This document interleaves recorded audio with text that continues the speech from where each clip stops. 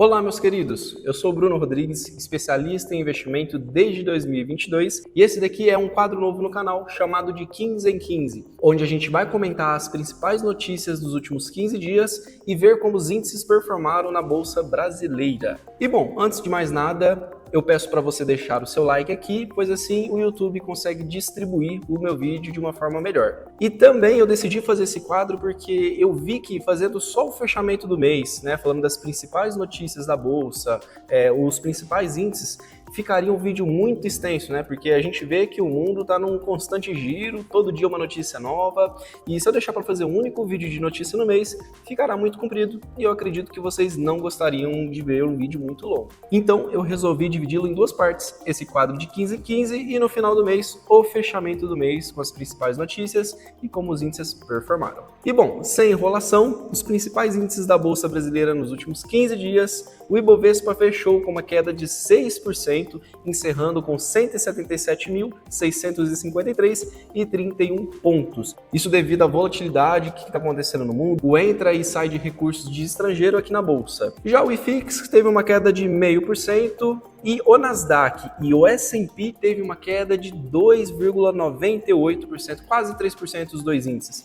Isso também devido à guerra que está acontecendo entre os Estados Unidos e o Irã, a incerteza global, fazendo com que grande parte do dinheiro dos investidores vá para ativos mais seguros, por exemplo, como títulos do governo americano.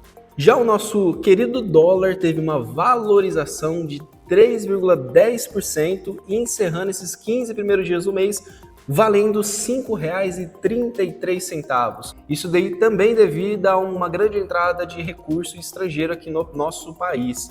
O Bitcoin nesses 15 dias encerrou com uma alta de 5%, valendo R$ 70.937. O Bitcoin, que é uma incerteza, todo mundo fala que é uma reserva de valor, mas ele é mais volátil do que as próprias ações. Então, uma hora ele está caindo, outra hora ele está subindo pra caramba. E sem enrolação, indo aqui para as principais notícias, secretário de Trump diz que guerra contra o Irã não será eterna e que o objetivo dos Estados Unidos é destruir as ameaças nucleares do Irã. Essa desculpa, isso daí já é uma falácia desde quando começou a guerra, que o objetivo era sempre destruir os alvos militares do Irã, para tentar chegar num acordo para eles não construírem uma bomba nuclear. Mas, dito isso, no mesmo dia, jatos dos Estados Unidos são abatidos por engano lá no Kuwait. Pelo visto, o Fogo Amigo tá ligado nesse RPG, 3 F-15E Strike Eagle dos Estados Unidos, que voavam em um apoio com a Operação Fúria Épica, foram destruídos, conforme você está vendo o vídeo aí. E, segundo a notícia, esse abatimento desses aviões foi um engano, das defesas lá do Kuwait, que acabou se enganando, achando que eram caças dos inimigos. E bom, dando volta lá do outro lado do mundo, a guerra entre os Estados Unidos e o Irã afetou uma gigante do petróleo.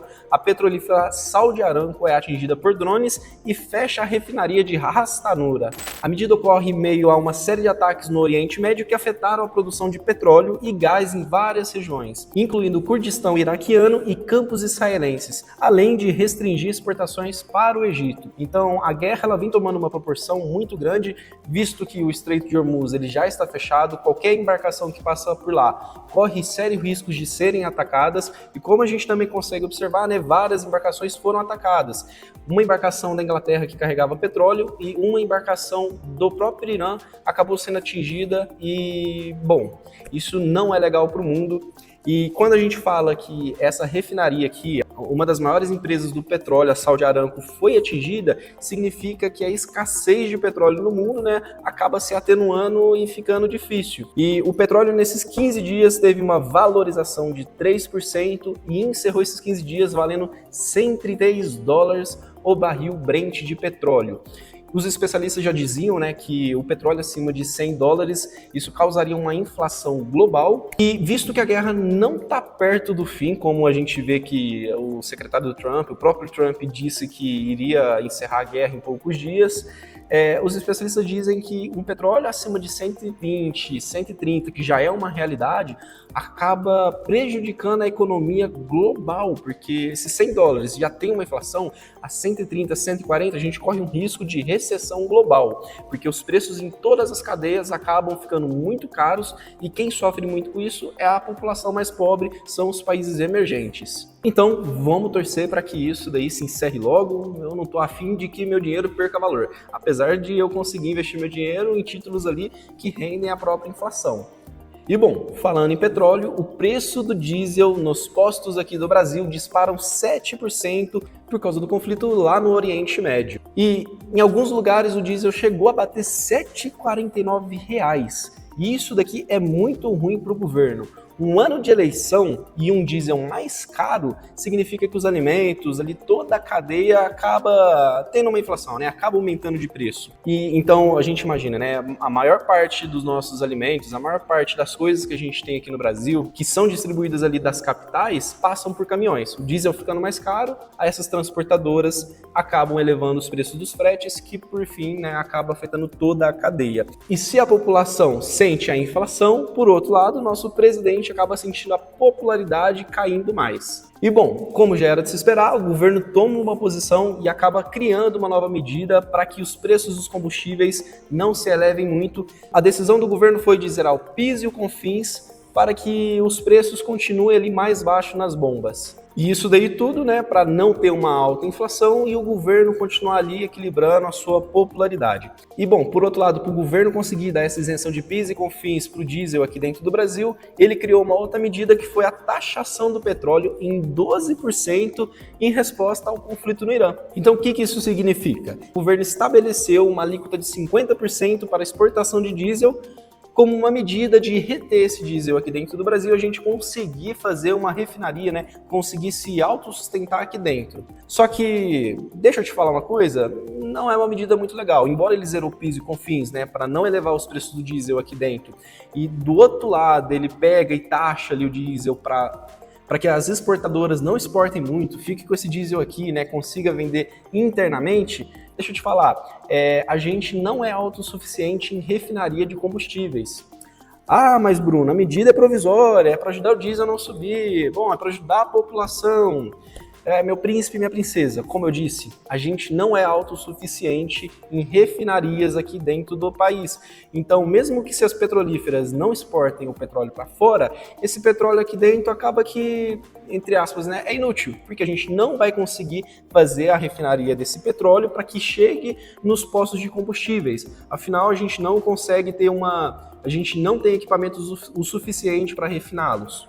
Então a desculpa de aumentar imposto para o diesel que vai ser exportado para fora do país, para o petróleo, acaba que não é uma medida para proteção, e sim uma medida arrecadatória para compensar a isenção do PIS e do CONFINS. O governo está fazendo o seguinte, ele está tirando de um buraco para tampar o outro.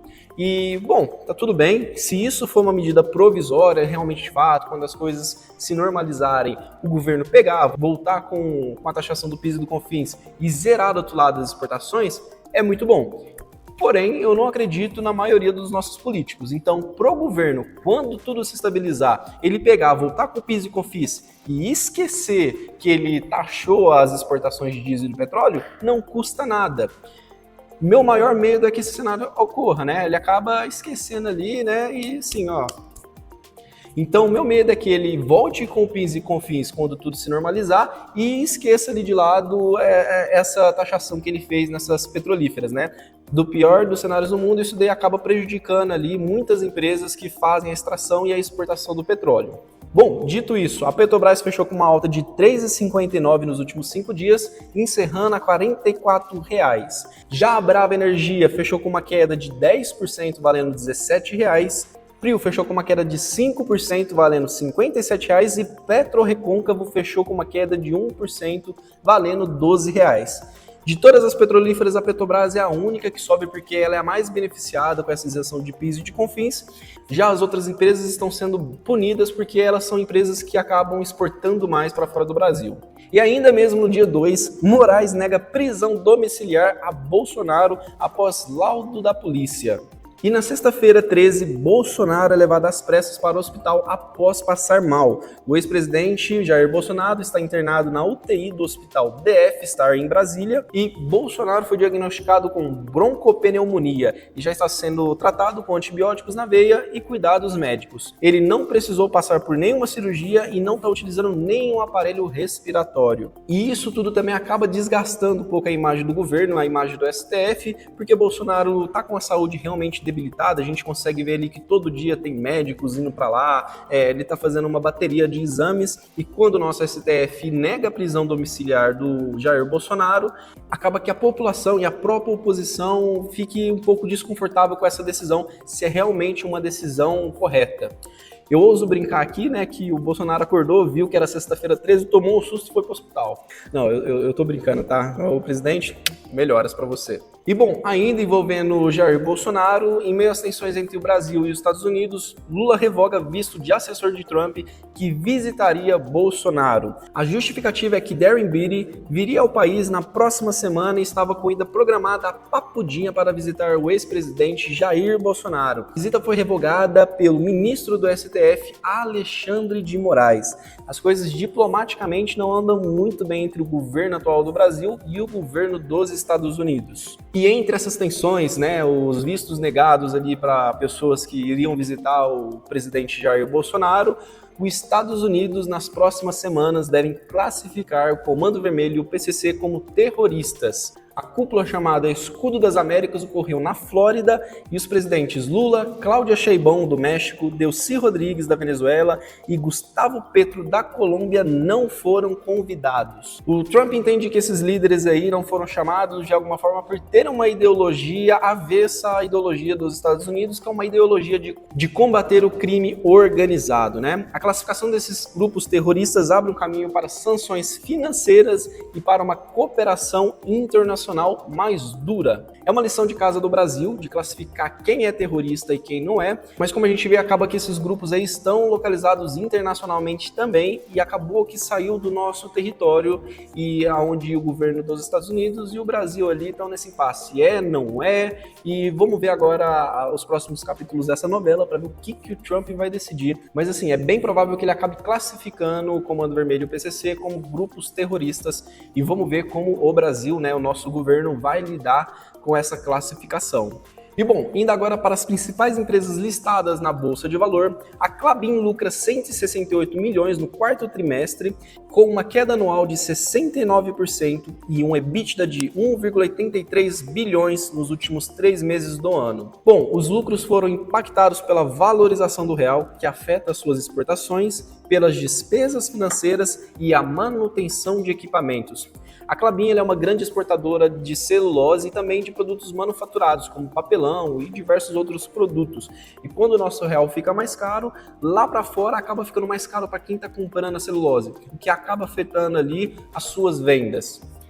O resultado consolidado da Klabin apresentou um lucro líquido de 1,67 bilhões no ano de 2025, com uma queda de 18% frente ao ano anterior. Novamente falo, né, o consolidado, né, o lucro líquido ali foi afetado porque a celulose teve uma queda, o nosso real teve uma alta e acabou afetando ali todas as vendas da empresa. E bom, nos últimos 30 dias a Klabin teve uma queda de 5%, valendo R$ 19,11 por ação. Já vindo para uma empresa aqui que está um pouco complicada, a CSN tem um prejuízo de 721 milhões no quarto trimestre. O resultado negativo veio 748% maior do que os 85 milhões negativos reportados em 2024. A CSN está complicada ali, ela está com uma dívida muito grande, principalmente nesse ano e até 2028. E no acumulado do ano, o prejuízo líquido atingiu 1,5 bilhões, uma queda de 2% em comparação a 2024. As dívidas da CSN somam 41 bilhões com a expansão da empresa. E o que mais pesa para o desempenho é o minério de ferro que se desvalorizou nos últimos 5 anos 37%, espremendo as suas margens de lucro. Como a gente consegue observar o gráfico a seguir, a cotação da CSN, que é esse vermelho, e com o minério de ferro, que é esse azul, a CSN ela tende a andar os papéis igual o minério de ferro. Quanto mais caro o minério de ferro estiver, né, mais chance da valorização das suas ações. porque o minério de ferro alto significa que a empresa vai ter um lucro maior. E no momento atual, nos últimos 5 anos, o minério de ferro vem caindo. E assim, o principal fato dele estar caindo é a China, que é uma grande importadora de minério de ferro, né? A economia imobiliária da China é gigante, só que nos últimos tempos tem passado também por uma turbulência, fazendo com que o preço do minério acabasse caindo e afetando diretamente aqui no resultado da CSN. E isso tudo juntando também a dívida da CSN, como a gente pode ver aqui no gráfico que eu trouxe. E esse gráfico aqui você consegue encontrar direto nos relatórios da CSN. É só você digitar o ticker lá no Google e na frente colocar o RI. No caso ficaria CSNA3, espaço RI, e lá dentro você iria na divulgação de resultados da empresa. Como você consegue observar aqui, ó, 2026 ela tem uma dívida de 9 bilhões para pagar, 2027 7 bilhões e em 2028, onde a empresa está mais alavancada, ela tem que pagar 11 bilhões de reais. Ela tem de disponibilidade hoje, no caso ela tem um caixa de 15 bilhões. Então, embora a dívida dela esteja muito grande, ela ainda tem um caixa suficiente para pagar a dívida de curto prazo. Só que, por outro lado, ela tem que compensar isso daí também tendo boas exportações, boas vendas, né? Tendo um bom lucro operacional para que a empresa não se afogue nessas dívidas, né? A curto prazo ela está afogadíssima e a gente já consegue ver que ela está se movimentando aí para amortizar essa dívida e passar esse sufoco. Bom, e dito isso, a CSN nos últimos 30 dias encerrou a sua cotação valendo R$ 5,72, uma queda de 33% na sua cotação.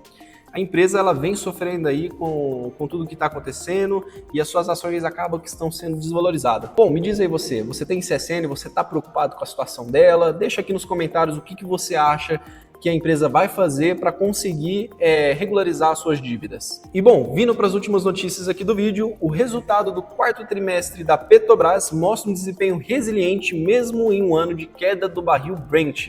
O lucro do quarto trimestre de 2025 foi de 15 bilhões e a Petrobras encerrou com um lucro anual de 110 bilhões. Já a Fleury divulgou lucro de 96 milhões no quarto trimestre de 2025, uma alta de 14% na comparação do quarto trimestre de 2024, fechando com um lucro líquido anual de 600 milhões de reais. Já as ações do Grupo Pão de Açúcar caíram cerca de 3% após o anúncio do plano de recuperação extrajudicial para conter cerca de 4,5 bilhões de reais em dívidas não operacionais. Uma gigante do setor de supermercados, né, vem enfrentando também aí com uma dívida muito alta, justamente porque nossa taxa Selic está muito alta por muito tempo e isso acaba afetando aí toda a dívida da empresa. E bom, do outro lado, as ações da Raízen caíram 70% em um ano após a empresa pedir recuperação extrajudicial para renegociar 65 bilhões em dívida. Outra empresa aí do setor agora de etanol, que vem passando maus bocados por conta de uma taxa Selic muito alta,